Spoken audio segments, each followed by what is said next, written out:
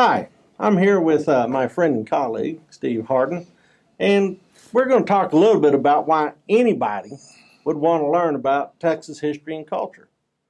So, we're in the process of putting together some online Texas history and culture content.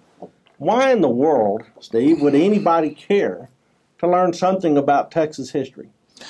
Because, Don, I think the shortest answer is that we are exceptional. Texas is exceptional. Well, there is a buzz phrase that we use in the Texas history biz that we call Texas exceptionalism. And we use it a lot, and most people don't understand what it is that we're talking about. So let me get my arms around this. Okay. Is Texas somehow better than the rest of the United States? No, and I do not assert that Texans are better or braver or smarter or more than enlightened than anybody else that live any other place in the world.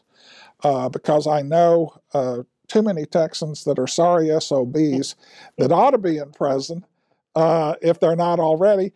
And some are members of my own family. That sounds like Thanksgiving. I would never. Well, I think it's Thanksgiving at most people's house, but no, I would never assert that we were better. What I will say, and I will say with all the confidence I can muster, is that Texans are different than other people, and we are different in identifiable ways.